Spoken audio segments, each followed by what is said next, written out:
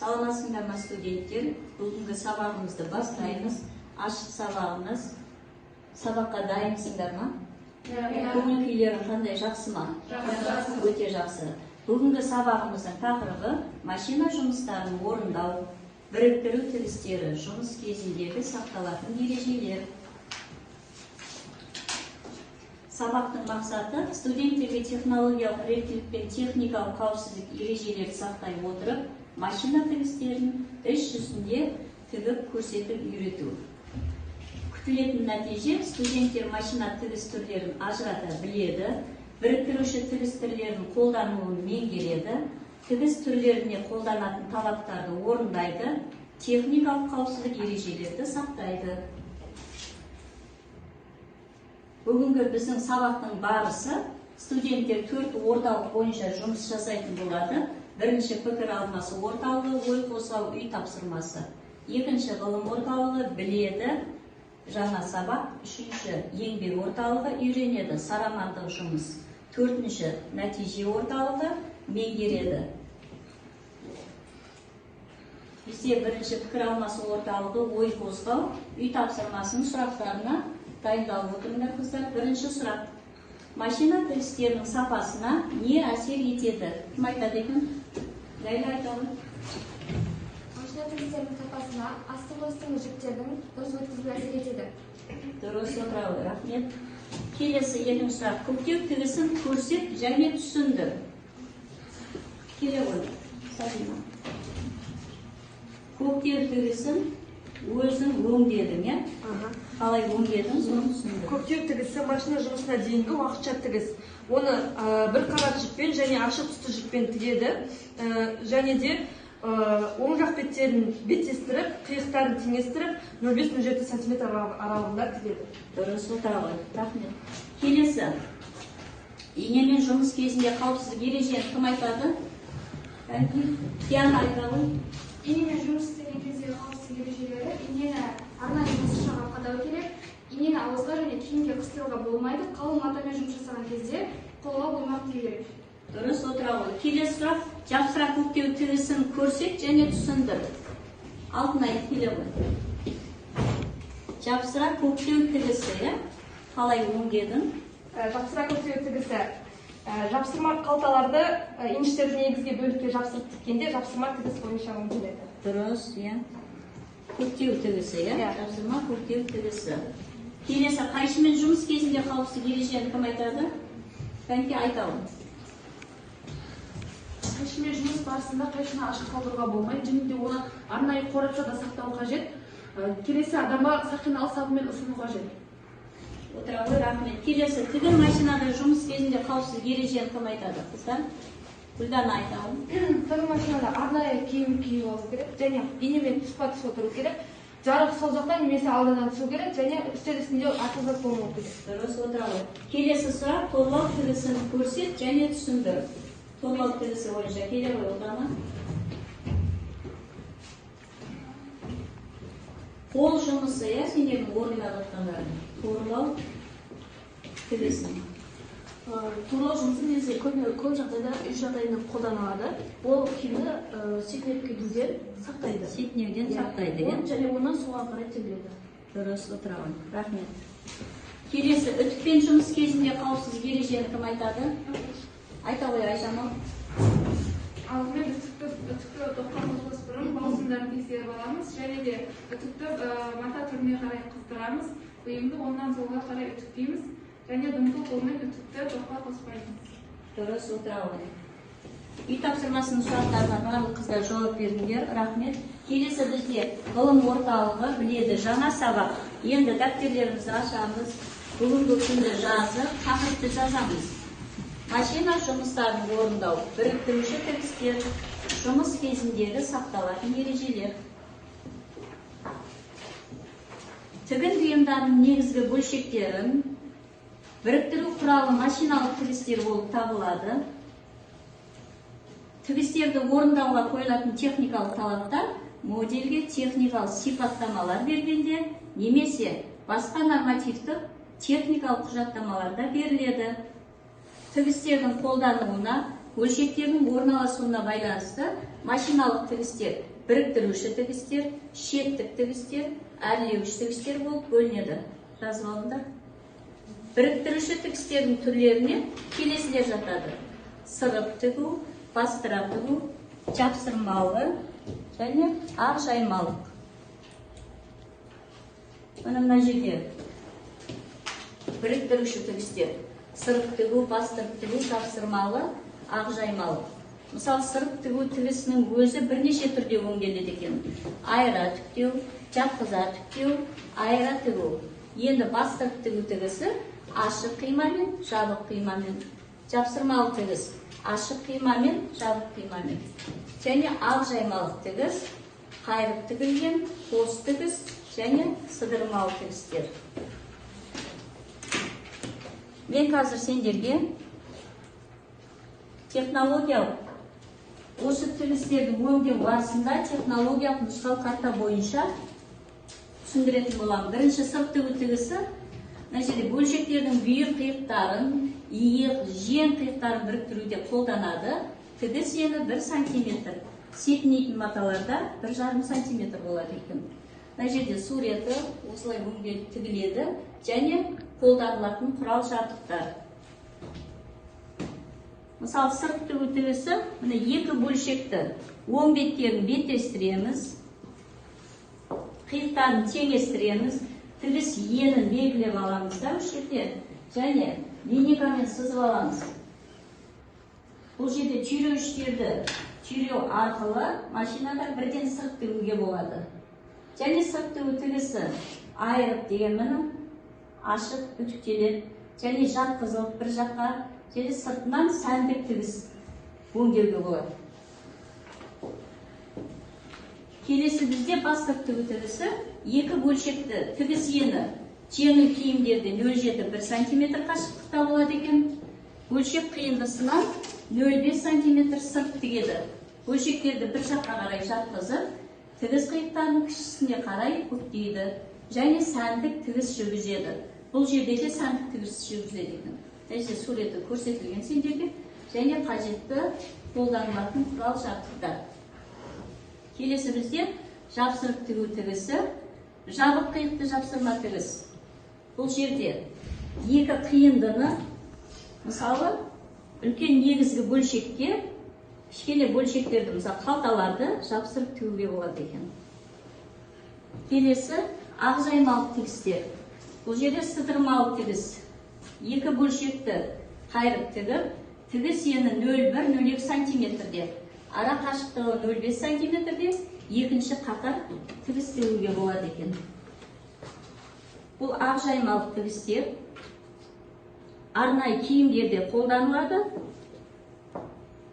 Және мына жерде сендерге көрсететін болсам, ақ жаймалық тігістерді бір бүгіп бар көктеп тігіп, бөлшектерді ашып, бір жағына қарай жатқызып, екінші тігісті тігеміз. Сонда сыртынан да, ішінен де қос тігіс көрінеді екен.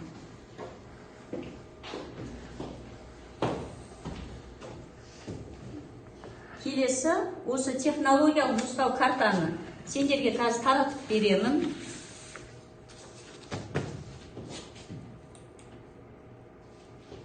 Еңбек орталығы үйренеді сарамандық жұмыс, нұсқау карта бойынша топпен жұмыс жасаймыз. Кім жылдан ойыны арқылы көп нүктенің орнына тиісті әріптерді қою арқылы тігінші қажетті құрал жабдықтардың аттары шығады екен. Мысалы, мына жерде қандай құрал жабдықтың аты жазылған? Кім айтады? Кім айтады? Ұлдан айтады. Бұл жерде тігін машинасы, бірінші тігін машинаның ережесі, тігіншіде арнайы киім болу қажет, үстелісін артығызат болмау керек, жарық алдынан немесе сол жақтан түсіру керек, инеге тұспа тұс отыру қажет. Рахмет отырған. Келесі. Жауабы не екен? Жауабын айтыңдар. Келесі. Бұда құрал жабдығы. Ағыныр айтауы. Келесі екіншісі қайшы. Қайшымен жұмыс кезінде қайшыны ашық қалдыруға болмайды. Келесі адамға сақиналы сабынмен беру керек. Қайшыны біткен соң арнаға қорапшасында сақтау керек. Дұрыс, рахмет отыра ғой. Келесі. Жауабы не екен? Қыздар кім айтады? Диана айтауы. Оның жауабы ине. Инені арнайы жасушаға қадау керек және тот басқан сыңғар инемен жұмыс жасауға болмайды. Қалың мата кезде қолға оймақ келген кез. Дұрыс, отыралы. Келесі жауабы не екен? Кім айтады? Шығу. Жауабы үтікті қауіпсіздік ережесі. Ең алдымен үтікті тотқа қоспас бұрын бұл сымдарды тексеріп алу керек. Және де үтікті тігінен қою керек. Бұйымды оңнан солға қарай түстеу керек. Және де аяқ астында резина төсеніш болу керек. Дұрыс, отыралы. Рахмет. Келесі жауабы кім айтады? Зарин айтады. Келесі сұрақтың жауабы түйреуіш. Түйреуішті біз мата жылжып кетпеу үшін пайдаланамыз. Ал екінші сұрақтың жауабы бордың қалыңдығы 0,1 мм болу қажет. 0,1 мм болу керек. Енді қазір технология нұсқа картаны сендерге таратып беремін. Жұмысымызды шеберханада жалғастыратын боламыз.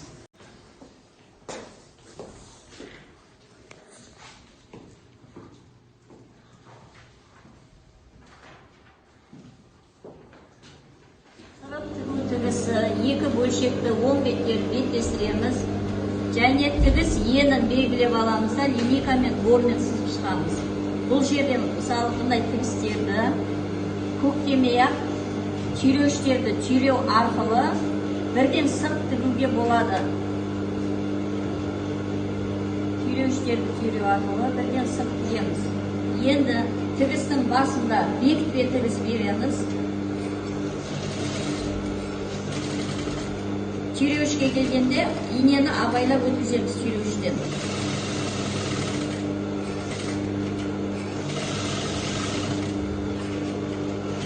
Және тігістің соңында 1 сантиметрде бекітпе тігісімен аяқтаймыз. Жіптерден тазалаймыз және түйреуіштерді қайтадан жинап аламыз. Бұл сырт тігу тігісі. Сырт тігу тігісін жаңа сендерге айтқан болатын. Әртүрлі өңделеді бұл ашық түрде. Бір жағына жатқыза және сыртына сәндік тігіс жүргізу арқылы өңдеуге болады екен. Енді келесі бізде бастырып тігу тігісі. Бастырып тігу тігісі мысалы екі бөлшекті, үлкен бөлшек пен кіші бөлшекті бұл жерде бір-біріне үстіне қою арқылы бұл жерде бастырылып тігіледі. Жапсырылып тігіледі. Бұл жапсырылып тігу тігісі. Жапсырылып тігу тігісінде де бұл жерде түйреуіштермен түйреу арқылы алдымен тігіс енін белгілеп аламыз, қаншалықты түйетінімізді және түйреуіштермен түйреу арқылы бірден көктемей-ақ бастырып тігуге болады екен. Бекітпе тігісі 1 сантиметрде басталады. Және аяғында бекітпе тігісі 1 сантиметрде аяқталады екен. Тігіп болғаннан кейін жіптерден тазартып, түйреуіштерді аламыз. Және міндетті түрде әрбір өңделген тігістен кейін үтіктеу керек. Дымқылды жуумен өңдеумен өткізуіміз керек. Мынау бастырма тігіс, жапсырма тігіс. Енді келесі бастырма тігіс. Екі бөлшекті оң беттерін беттестіреміз, тігіс енін белгілейміз. Мен мына жерде белгілеп қойдым, бормен сызып белгілеп қойдым. Енді түйреуіштермен түйреп, көктемей-ақ түйреуіштермен түйреміз. Осы бордың бойымен тігісті жүргіземіз. Бекітпе тігісімен бастаймыз да 1 сантиметр бекітпе тігісімен. Және аяғында 1 сантиметр бекітпе тігісімен аяқтаймыз. Жіптерді тазалаймыз, түйреуіштерді аламыз. Енді бұл жерде қыздар қарап отырсаңдар, тігісті біз бір жағына қарай жатқызып, үстіне бастырма тігіс жүргіземіз. Табанның бойымен алып тігуге болады екен. Табанның бойымен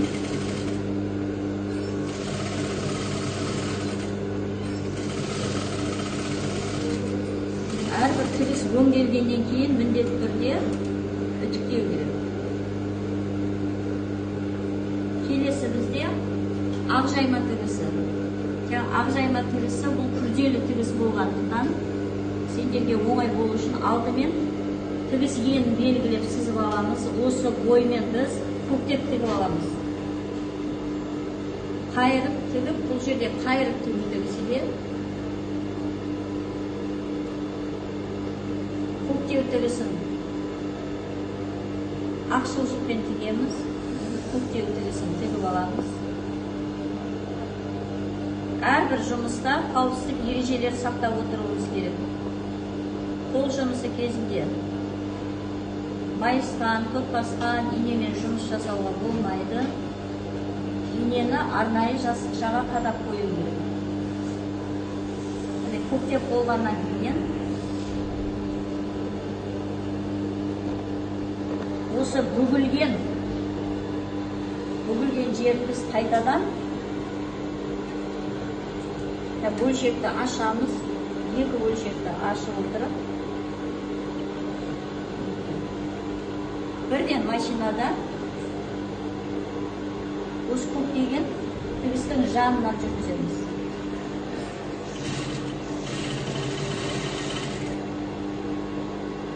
Тігін машинасында да отырғанда да қауіпсіздік ережелерді сақтауымыз керек.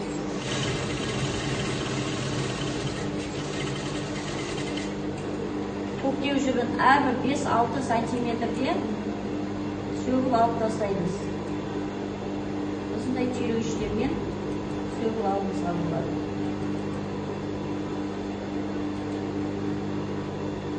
Ақжаймалы тігістер арнайы киімдер тіккенде қолданылады.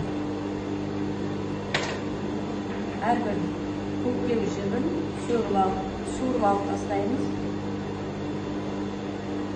Енді қыздар келесі екінші тігістің шетінде 0,1-0,2 миллиметрде жүріп шығады.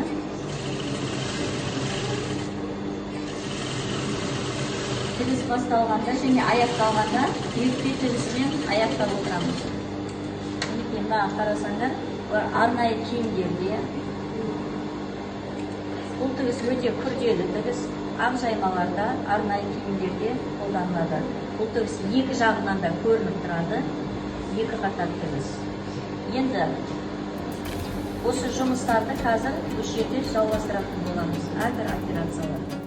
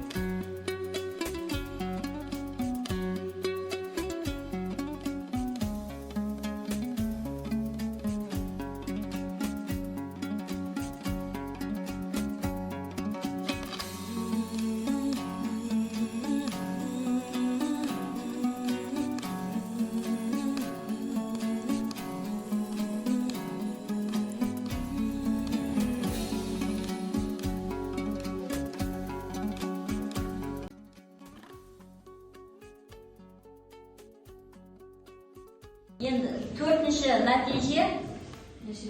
нәтиже орталығы меңгерді. Нені меңгердіңдер? Бүгінгі сабақ бойынша машина тігістерін орындау, біріктіруші тігістердің түрлерін орындадыңдар. Сол бойынша сендер қалай меңгердіңдер, қалай түсіндіңдер, қалай өңдедіңдер, сол бойынша қазір сендерге сұрақтар қоямын, соған жауап беріп отырыңдар. Бірінші сұрақ, қыздар. Тігін машина тігіс түрлерін атаңдар. Машина тігіс түрлерін атаңдар. Кім айтады? Айтады. Тігіс бұйымдарының негізгі бөлшектерін біріктіруші құралы машина тігістер болып табылады. Тігістердің қолдануы және бөлшектердің орналасуына байланысты машина тігістер біріктіруші және шеттік әрлеуіш болып бөлінеді. Дұрыс, отыра ғой. Келесі, біріктіруші тігіс дегеніміз қандай тігіс? Айтады. Біріктіруші тігіс дегеніміз біріктіруші тігіс ол бұйымның екі бетінде де жатады. Мысалы, алдыңғы артқы бойдың иық және жан қиықтарын біріктіргенде және жең қиықтарын біріктіру арқылы оларды қосу арқылы қолданылады. Дұрыс. Келесі, тігіс түрлеріне қолданылатын талаптарды атаңдар. Кім айтады? Тігіс түрлеріне қолданылатын талаптар. Ақбаян айтады. Тігістерді орындауға қолданатын техникалық талаптар модельге техникалық сипаттамалар бергенде немесе басқа нормативтік техникалық құжаттамалар берілгенде тігістің орындалуы қолдануға байланысты болады. Келесі, сырып тігу тігісін орындап көрсет және түсіндір. Келе ғой Әсен. Қалай орындадың? Келіп Маларын 10 беттерін теңестіріп, қиықтарын теңестіріп, әйелдер мен балалардың киімінде 1 сантиметрден аспайды, ал сөгілетін маталарда 1,5 сантиметрден аспайды. тігіс ені 1,5 сантиметр болады. Алдымен не істедің сен? Тігіс енін белгілеп алып, орнын белгілеп алдым, және де мынаны килоішпен қадап алдым. Сосын машинада сырт тіктің, иә? Дұрыс, отағы, рахмет. Келесі, бастырып тігу тігісін орындап көрсетіңдер және түсіндіріңдер. Кім көрсетеді? Бастырып тігу тігісі. Келе ғой. Қалғар келе ғой. Екі матаны бір-біріне беттестіру арқылы Дұрыс, беттестіріп, қосып тіктің, иә? 1 сантиметр ара қашықтық сақтап сырт тігу. Бүйтіп, сыртынан не істедің? Сәндік тігіс жүргіздің ба? Дұрыс. Рахмет, отыра ғой, дұрыс. Өте жақсы. Келесі. Жапсырма тігісін орындап көрсет және түсіндір. Жапсырма тігісі.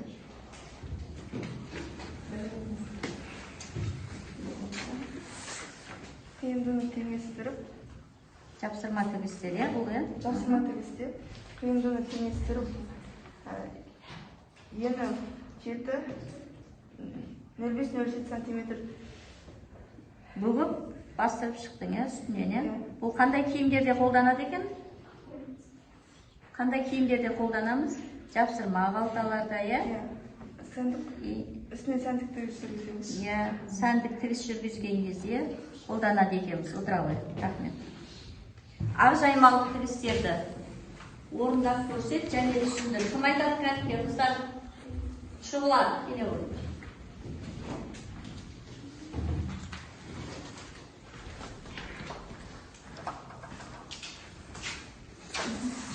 Екі бөлшекті қайып тігіп, тігіс ені 0,1-0,5 сантиметр аралығында болу керек, және екінші бетіне 0,5 сантиметр етіп, екінші қатарын тігеміз. Айырмашылығы тігіс екі жағынан да көрініп тұрады. Дұрыс, екі жағында да. Арнайы киімдер дайындауда ақжаймаларда осы тігіс қолданылады. Дұрыс, өте жақсы, рахмет. Отыра ғой. Біріктіруші тігіс түрлеріне қандай тігістер жатады? Біріктіруші тігіс түрлеріне қандай тігістер жатады екен? Оларға сырып тігу, бастырып тігу, жасырып тігу және де ақжаймалы тігіс жатады. Өте жақсы, рахмет, отыра ғой.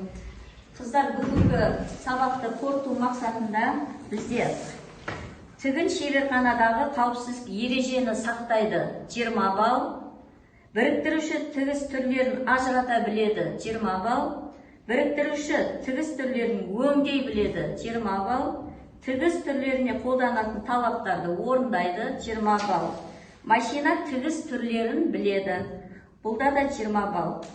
Барлығы қорыта келгенде 100 балл. Әр қайсыларына балдап баға қойылады. Бүгінгі сабаққа жақсы қатыстыңдар. Рахмет қыздар. Осымен сабағымыз аяқталды. Үйге тапсырма. Осы сырып тігу тігісінің түрлерін, әртүрлі өңдеуді үйде тігіп әкелесіңдер. Рахмет. Сау болыңдар. Сау болыңыз.